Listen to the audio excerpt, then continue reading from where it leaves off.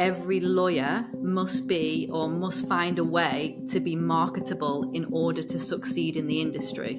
So, what's the price that you pay for being less marketable? The only skill that matters right now is marketing. Period. Full stop. Why is this law firm the best? Oh, it's because they charge the most. Why do they charge the most? Because they decided to do that as a marketing tool. The way they maintain their brand value is by charging the most for it. Is the problem that in law, partnerships don't work anymore? You need to prioritize becoming a good lawyer before you become a good salesperson. How important to lawyers is it to have your own brand? Why is it that in law, we've got law firms trying to fit everybody into these uncommercial molds? You suddenly realize, oh my God, I've got to start a new career. I've got to be this salesperson as well as a lawyer.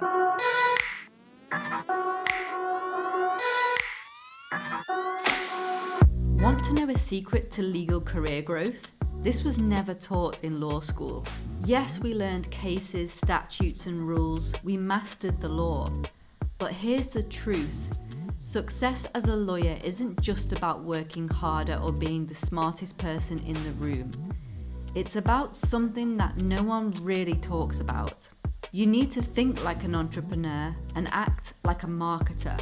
Whether you're aiming for partnership, climbing the ladder, or building your client base, this is a game changer. The future of law isn't just about who knows the law, it's about who's known for knowing the law. You want to build a career on your terms?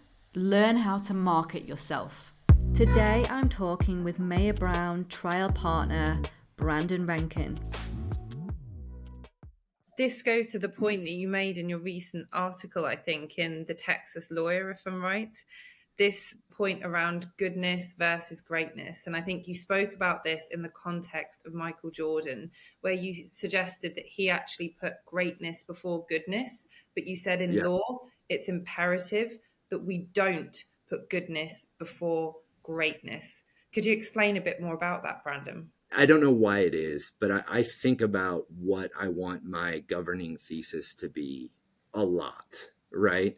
And the closest I've come to it is you're not likely to be great, so be good. In my mind, in the way I define it, is greatness is an attribute that's thrust upon you by the world, right? You do something and somebody decides that's great. You can try to be great. You can try to be the best at whatever it is you do. You can work very hard. Even if you are very successful, you may never attain what everybody else calls greatness. But en route, you can always be good. You can choose to be good. You can't choose to be great. You can choose to work really hard. You can choose to try to be successful. You can choose to outthink, outsmart, outwork, outread, out everything, everybody else, but you don't control outcomes. In my mind, if en route to whatever it is you want to achieve, if you make that choice to be a good person, to be high integrity, to be highly accountable, to do the right thing, you're doing everything you should be doing as a human, regardless of what society thrusts upon you. And I think that that should be far more important. It kind of dovetails into what I've been talking about amongst my friends a lot recently is reversing the current culture of marketing over substance, right? And we're not the first to get there, but we are so far along to this concept that the only thing that matters, the only skill that matters right now is marketing. Period. Full stop. Why is this law firm the best? Oh, it's because they charge the most.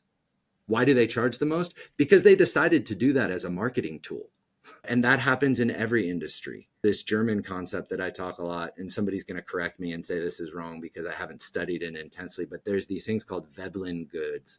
And Veblen goods are stated extremely simplistically are goods where price decides value instead of value deciding price, brands, Gucci, Louis Vuitton, whatever it may be, right? But where the way they maintain their brand value is by charging the most for it. Legal hours are very much a Veblen good. Why? Because when GCs go to hire law firms, they don't know. In a lot of cases, they don't have a personal relationship, or if they do, they'll be criticized for exploiting their personal relationship rather than getting the best. So what they do to make sure that they don't get fired is they hire the most expensive. And then at least they can say, well, we hired the most expensive. Nobody could have gotten it done any better. I'm not saying that that's how every lawyer works. I'm not saying that's how the entire industry works. I'm just saying that that's a concept that has overtaken so much of our culture. I definitely had lawyers coming up where they were like, hey, Brandon, it's great that you work hard and it's great that you're a good lawyer.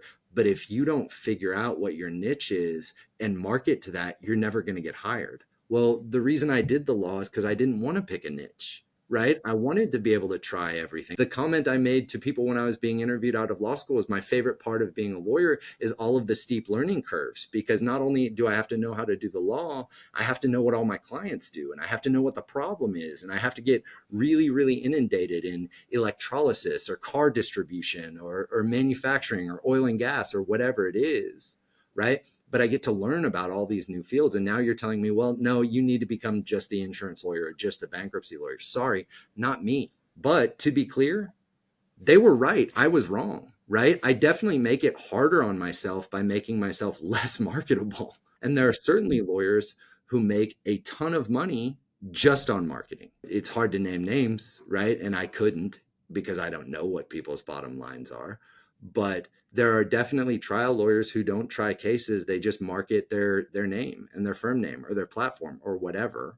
And that works. And I can't blame anybody who does that, because that's kind of what society's telling us you're supposed to do. You're supposed to be good at marketing and nothing else matters. So what's the price that you pay for being less marketable? It's that I can't, if I'm being honest, I can't tell any particular client that I am an expert at just this, right? I can't walk into any room and say, yeah, I've tried 1,000 of those cases, right? Because I don't just do that. But the way I flip it and the way I think it really is, and I believe this to be true, is that I think that insular practices have the all you have is a hammer, so everything looks like a nail consequence. I think that every consumer of legal services gets a massive benefit from having highly strategic and thoughtful lawyers on their side, even if they're not narrow subject matter experts, right? I think it's important to have experience in subject matter you're litigating, but I don't think it's fatal to not. Do you not think it's true that every lawyer must be or must find a way to be marketable in order to succeed in the industry? Marketable, sure, but marketable on behalf of themselves, I'm not so sure. I think it is possible for lawyers to say, hey, man, I have a team of people and one of them is this guy or this woman, and they kill it. I would not put anybody else on this case at all. That gets back to thinking in terms of a bigger pie rather than a bigger piece. But marketable, absolutely. I mean, one of my very close friends is an appellate lawyer. He doesn't work at my law firm, and I market him for every case I have that might go to appeal, because I think he's great, right? I think he's one of the best writers I've ever met. I think he knows the courts, right? And I say to my clients, if this is going to trial, I want to bring him to the trial every day. I'm not going to comment on what he has or hasn't done because I don't know, but I'm always surprised that his career isn't much, much bigger as a result of his talent level, right? Because he is marketable. I'm just not sure that his platform is doing the marketing for him.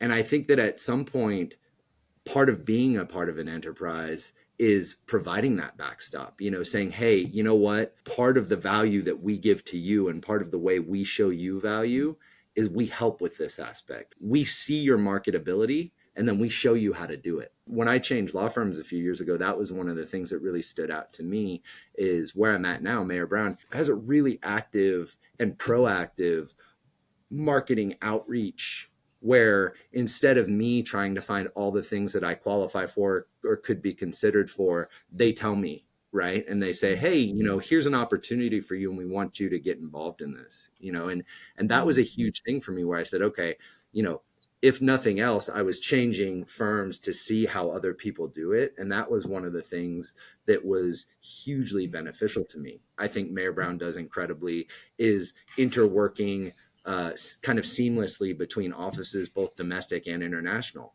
And again, that's not a distinctly marketing task. I don't do that through the PR people, right? But the fact that you have people going to bat for you in all the jurisdictions in the United States, as well as internationally, saying, you know what, I really think Brandon could work on this, is a huge benefit. Mm. Right. And it's one of the ways that you, instead of decrying big law, right, you are able to take advantage of the fact that it's big, right? And we do have a lot of lawyers in a lot of places. I'm wondering here, Brandon, whether this actually comes down to a lot of law firms and lawyers being very uncommercial, because I actually really hear what you're saying on this. And I think entrepreneurs would take more of this approach generally.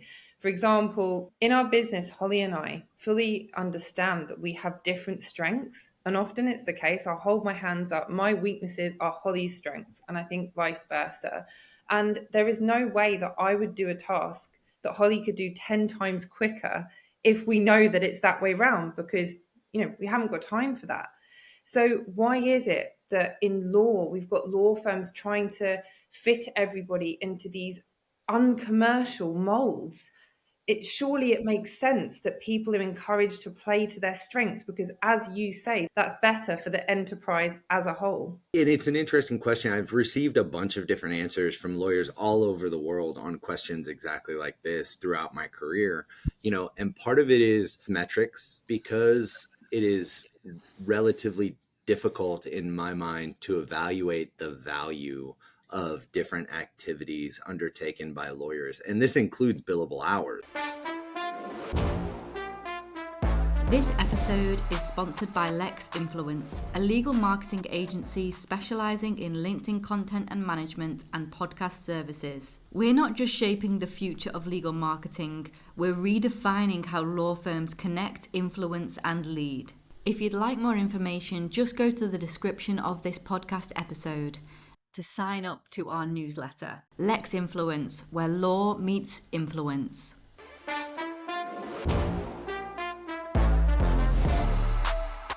The difference between a litigation billable hour and a transactional billable hour, right? I think those are two different commodities for a bunch of different reasons. When transactional lawyers go out and get work, a lot of the times there's never any reason to discount or worry about realization, because it's not even a deal point, right? It's a percentage of a transaction that everybody's happy to pay. Nobody gets excited about paying litigation fees. Those are essentially two different commodities in my mind. But we have this problem, is we have to evaluate them in the same way, because everybody looks at each other and everybody says, well, look, that lawyer billed 2,000 hours and I billed 2,500 hours, and that lawyer had this realization and I had this realization, and I'm making less, or they're making more, or this firm has more, or this firm has less. I know that there are people at all law firms who are looking at these issues in a way more complex fashion that I can even understand. I didn't go to business school. I'm not an accountant. And I know they're evaluating these metrics really, really deeply. And especially at big law firms where they have full accounting sections and that they're not commercial internally.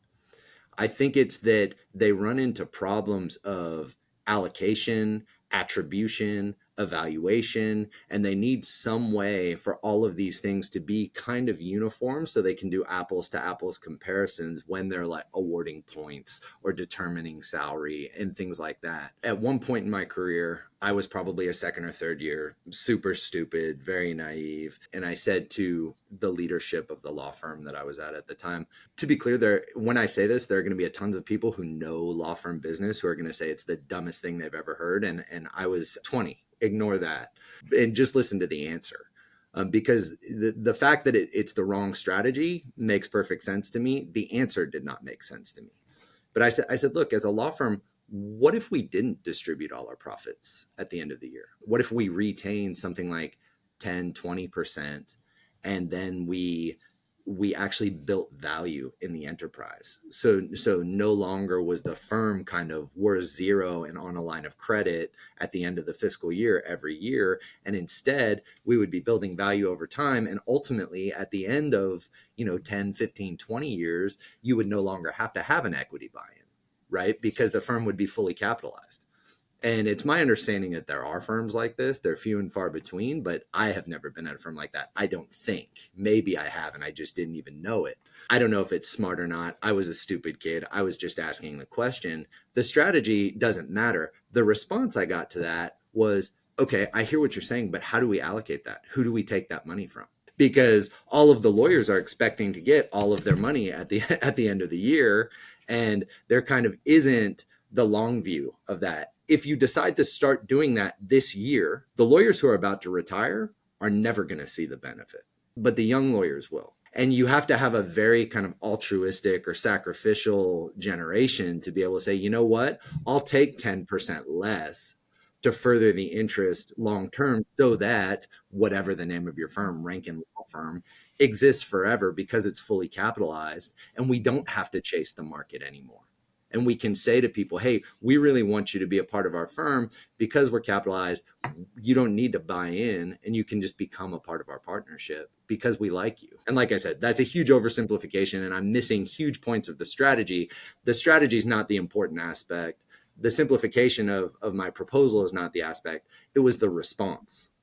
Right? The response was, we wouldn't know how to allocate that, right? Same thing happens at big law firms when you're dealing with contingency fee matters. How do you allocate the risk of a contingency fee matter? Same thing happens at big law firms when you're allocating, like, I'm a litigator. I want to be working all the time and I want to have cool things to do and interesting things to do and difficult things to do.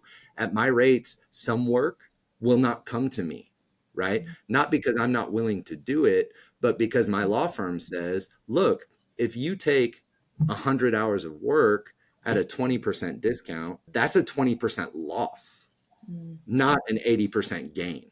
And there are very good reasons to do the accounting in that way. But in my mind, it's like less profitable work is still profitable, right? But that gets back to what we were talking about earlier about the Veblen goods. I've been proven wrong on all of this. My initial position on all of this economics and fee stuff was, I want to do the work. I want to bring in as much as I can. I want to do really good and interesting stuff that gets me into the courtroom as often as possible. And the best way to do that is to have as much as possible because most of it does not go to the courtroom. So I'll take what people can pay. The problem with that is that once you devalue yourself, you can never re-inject that value. And I have been proven wrong over and over and over. And the people who say that are 100% right. Furthermore, once you devalue the brand, whatever your brand is, it is likely that you will never be able to compete with brands above your brand value. Because of what we talked about earlier, people don't want to get fired. The people who hire you don't want to get fired. And they put a lot into brand value. I'm not criticizing that at all. The logic makes total sense. It's a complicated, I don't ever want to portray that any of this is easy. It's all hard. I just think that everybody needs to realize that. From the partnership perspective, at least every partnership that I've been a part of, I always find myself hoping that the associates and young lawyers and staff and everybody understands that the meetings aren't, mustache twirling high earners thinking about how they can squeeze a couple more bucks out of the system. Not typically, because those people who just do that typically just threaten to leave and either get paid more to stay or leave. The rest of the people in those meetings are talking about how to make a better business and how to build and construct and ensure that we have 2, 3, 4 generations. And not only that, that we also have people in law schools who are thinking about us and who want to come work for us, right? You can't do that if all you're thinking about is yourself. It's just not possible. Even these decisions that I have been somewhat critical of in my real life,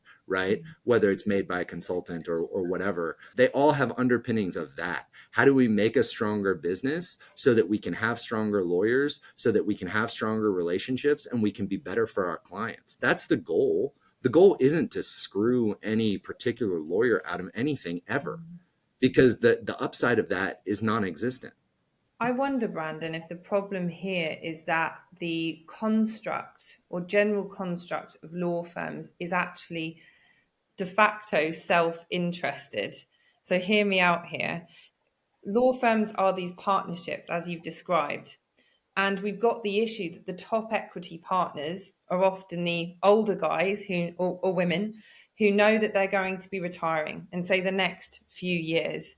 And so their decisions are necessarily and understandably going to be short term in terms of the impact they're really thinking about. They want to make that money for their retirement. And what you're talking about here is actually, in an ideal world, we'd be thinking, well, how do we make this company, deliberately using that word there, actually work for us in the real long term? Because in a normal company construct, isn't that more like how it works? You know, you've got the directors, you've got the board, you've got all of that, and then you've got the shareholders. Is the problem that in law, partnerships don't work anymore? I don't think so. Because in my experience, and you're talking about the older men and women, in my experience, most of the oldest men and women, who often are the highest earners, whether by history or by performance, they don't need it anymore. They're not really looking at how much money can I make next year or the next year, because if that's all they were doing it for, they would just retire. I had this conversation with one of my partners just last week. You always run into especially people over 60, between a lot of firms have forced retirement at 64, 65. Lawyers keep working, right? You get lawyers from 60 to 80. I don't think are looking at their 401k and hoping that their retirement comes through. Those people are living in huge houses and don't have to do this at all, in my experience. Right. And the reason they do it is because they're invested in the enterprise. And the reason they do it is because they want to continue to be invigorated by both the work and the people. They continue to want to be a part of something, right? Not because they need the money. Like I said, maybe I'm just naive. I'm not a rich person. And maybe that's how very rich people think, no matter what, is, I always have to be making more, more, more. We see that in politics and in the news and all of that all the time. So maybe I'm just being naive here, but it's naivete based on experience. All of the people who I know, including the mentor I mentioned earlier, she doesn't need to work anymore. The reason she does is because she liked working with me, and she liked working with good lawyers who were tackling difficult problems. I don't think she even needed to be a part of a law firm. She just needed to do the job, right? And she wasn't an accountant, so being a part of a law firm was perfect for her because she didn't want to run a business. She just wanted to be a lawyer, right? And there are people like that. It is rarely the case when I see one of these known entities, and they're known because of their history in the legal profession. My father-in-law is another perfect example, right? My father-in-law would still be working today. I think he retired for two main reasons. He had a couple of grandchildren and wanted to be a bigger part of their lives. And he also just didn't want to deal with particular stresses of the job. But he was a partner for 40 years and he would have kept working. Did he need the money? No. For sure, he wasn't getting involved in compensation or management decisions at the firm. He was doing his job because he loved it, and he loved teaching young lawyers, and he loved, going to bat for his clients. And I think that's more likely. The period of time that you're talking about, and where people have to be covetous, I think is more like close to my age. I'm 44. I think the period of time where lawyers kind of, for survival reasons, have to start thinking in the constructs that you were proposing is like that sweet spot, 45 to 55. Before then, you kind of think, I have plenty of time, right? And I'll make it happen, right? I kind of break it up into zones. Like before you're 30, you think, I can start doing all of that when I'm 30, right?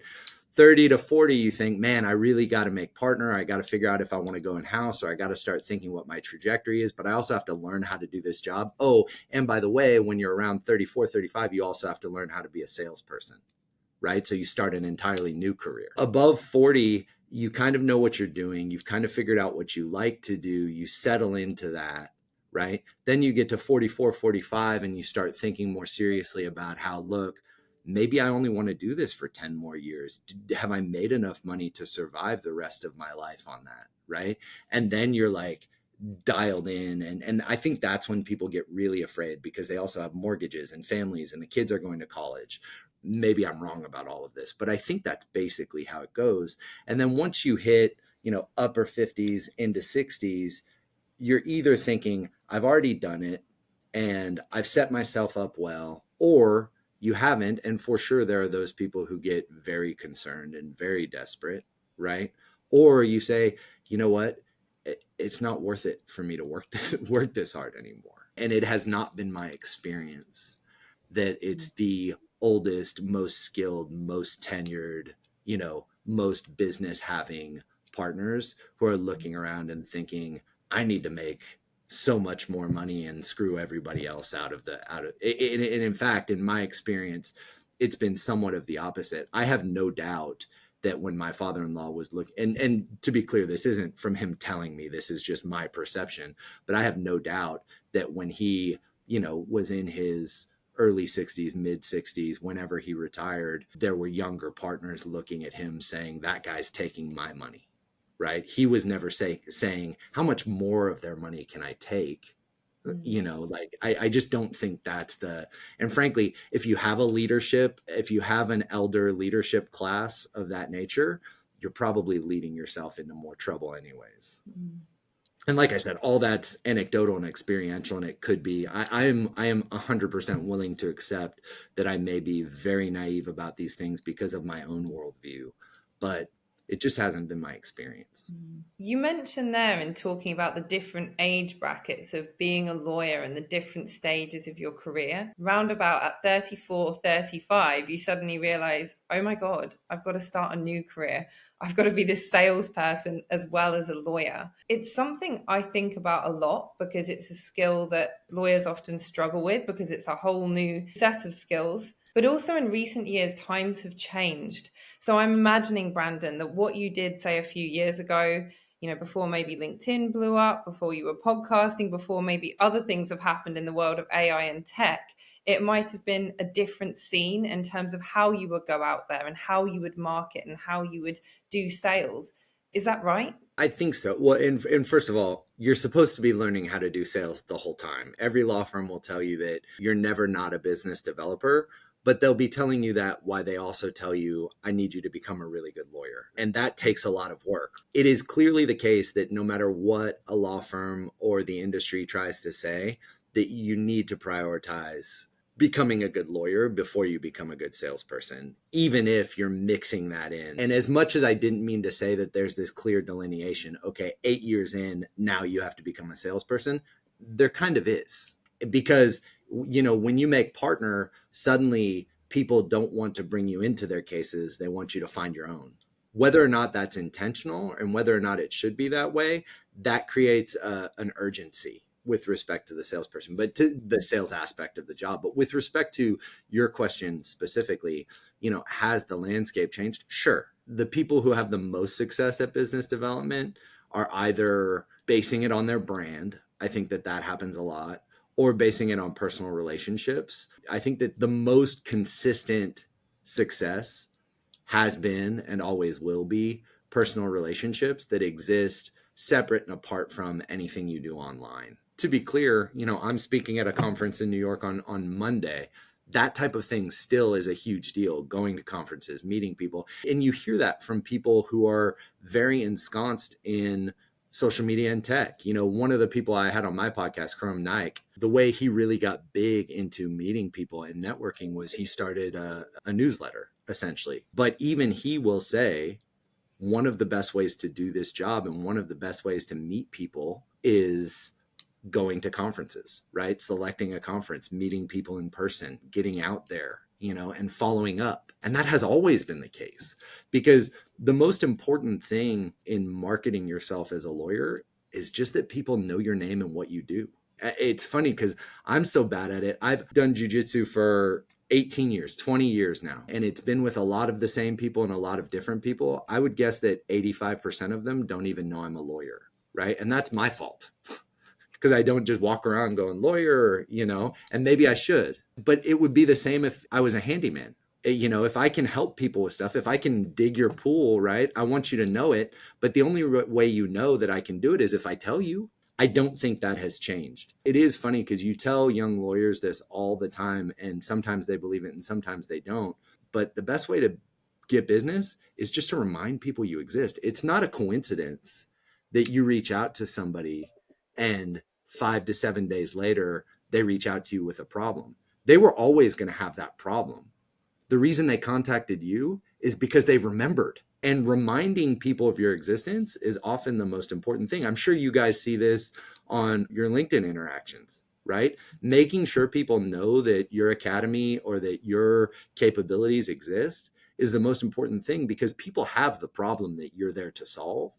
They just need to know that you're the ones to reach out to. The same is true with the law. It's a little bit different with the law because there are so few decision makers, especially who want to pay big firms and my rates, right? So, I doubt I'm losing a whole lot of business by not telling my jujitsu friends, right? Because most of them aren't going to be hiring a big law firm.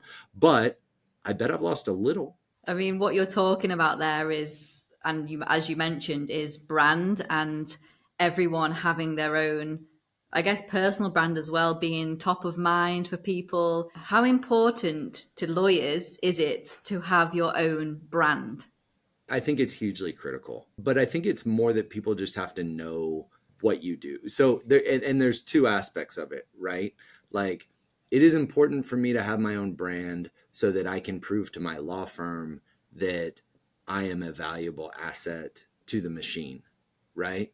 Because if there's nothing that I can do that fills a hole, right? And it doesn't have to be a niche. I think that the reason that I came over to Mayer Brown and the reason I was attractive to them is because I am who I am and because I want to try cases in state courts, right? And big law firms are very federal focused, right? In a lot of ways. They had an opening for somebody who could just get out and try cases. They didn't need me to be a specialist in anything. And that's kind of my personal brand. My personal brand is, hey, if you're in trouble, I'll talk to you and I'll figure it out. I may not be an expert in everything that you do, but I am an expert in coming up with strategic solutions, whether that requires a dispute or not.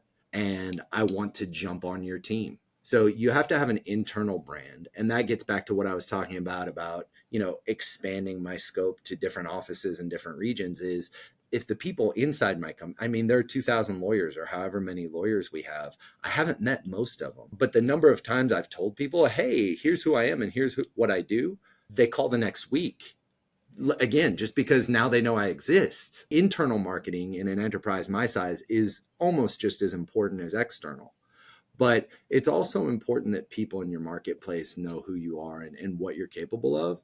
But I will say this, because I work at a full service law firm, I don't need everybody who I market to externally to know exactly what I do. What I need them to know is that I can connect them with the experts who are capable of doing anything. Honestly, that's my goal. And frankly, that's the correct exploitation of the platform, right? Is not to separate me with respect to external marketing, is not to separate me from the platform as a brand, but to make me part of the brand. You will definitely have people who answer this same question in the opposite direction. They'll say, no, what you need to do is you need to be the Rainmaker. You need to be Brandon Renken. Oh, and by the way, I work at Mayer Brown. I take it the opposite direction. I say, look, the benefit of knowing me is that I work at Mayer Brown and we can solve any problem you have anywhere in the world. Internal marketing, for sure, I need to say who I am and what I can do. External marketing, I focus on who we are and what we can do. I love that, Brandon, and I think that's going to be something that's so beneficial to so many lawyers listening to this, because when we're talking about marketing, connecting, networking, I think people don't realize it's as important, if not more important sometimes, to be networking internally as well as externally. And I think you so beautifully put it there in terms of what the different messaging would be, both internally and externally. And it's not altruistic. Me saying that we have these extreme capabilities throughout the entire world in every marketplace and every industry is not altruistic, right? That's not me sacrificing anything for the firm. What it is me taking advantage of the firm, because the chances that any individual client is going to need exactly what I do, right, or exactly what they think I specialize in or excel in compared to other lawyers, is a small percentage of the work that that client needs from law firms. I just want them to know that I am a conduit for every problem they have. And if it's and regardless of whether I am the solver of that problem or someone else at the firm is that problem, they have my personal buy-in. right? And they have my personal oversight and they can rely on me for who they can trust because I've done the vetting. I think that's a critical aspect of the relationship. There are so many lawyers doing so many different things, from the least sophisticated to the most sophisticated client. It's very difficult to tell who matters, who you can trust, what they can do, why you should go to them. And me being able to say, hey, I can do a ton of stuff in the disputes and strategic risk mitigation arena. The capabilities of the people around me cover everything you could possibly need. Right? That's a huge benefit to me. It's not altruism. That also benefits the firm. And then, like I said, you'll run into different lawyers who treat clients and client acquisition differently, right? You hear about sharp elbows in law firms, right? People covet their clients and hold their clients and don't share their clients. And I'm going to keep saying the cliche. I'm just a bigger pie person. I would rather everybody be 10% more successful, right? And the entire firm be flourishing than me make 15 or 20% more, right? It's just because long term, I think everybody wins that way. I think from having numerous conversations with you over a period of time, I feel like this is what makes you successful. You know, the idea that you have this collective, collaborative mentality, it's the value first mentality. I think for you, you give so much value to your firm, to the enterprise, to the people within it, to people externally like us as well. And that comes back to you. And I think that's what's made you so successful, in my opinion. Well, I appreciate that. And it's interesting because, in this conversation we're having, like, I know you guys, I want you guys to be successful. And it's funny because I tell people this on my podcast all the time. I don't know if anybody watches my podcast. I don't make any money on it. I also don't care, right? Because I'm meeting a lot of people and I'm learning new things. And I think that the people who do watch it learn new things and get to see different aspects and are introduced to new people like yourselves. And I think the people who participate in it, sometimes my hope is that they're reinvigorated a little bit too. I could imagine people who don't know me just pretending that I'm totally full of shit, right? But it's really how I feel and how I approach this stuff. It drives me. The beneficial aspect of that for me is that because I am like this, it makes me believe that other people can be too, right? So, like I said, sometimes that makes me a little bit naive, and sometimes it results in me getting taken advantage of. But when that happens, I just keep my focus on not letting that change me, right? There's a Stoic principle that says that the best way to get vengeance on your enemies is to not be like them. I definitely keep my focus on that for sure. You know what? I'm kind of similar to you in the sense that I have always judged other people's actions based on how I would act. And what gets me disappointed is when I look at someone and they've acted in a way that I wouldn't act. And someone told me very recently, the problem with you, Holly, is the fact that you are judging other people based on how you would act. And therefore, your expectations of those other people are higher or different. Sure. So, I was told, you act how you act and don't be disappointed or expected when other people act differently, because at the end of the day, we're all different. So I can definitely resonate with what you're saying there. Well, and it doesn't change. There are things that happen, whether it's in enterprises or nation states. We had a recent election in the United States that people were either very sad about or very excited about. And I could see being kind of devastated in either direction when stuff like that happens, whether it's in your country, in your business, whatever. But the good thing is none of those outcomes change what you're supposed to do. You're supposed, regardless of who's at the political top or financial top at your law firm, if they've made a decision to, terminate you or terminate someone you love or care about, or take some other action, go in a business direction, whatever the decision may be, whatever the outcome is, the thing that keeps me putting one foot in front of the other is none of those outcomes change what I'm supposed to do. I'm supposed to be a good person. I'm supposed to be living with integrity. I'm supposed to be treating people the correct way. And as long as I don't allow those things to change me, then I'm doing my job. The next step is trying to foment the type of change that I would like to see. But again, I can't control that outcome either. Mm-hmm. Right? You know, there's an old statement, you know, you dance with the devil don't change. The devil changes you. As long as you don't allow that to happen, you're kind of doing your job. And then the next step is maybe trying to change the devil a little bit. But like you said, Holly, you can't control that.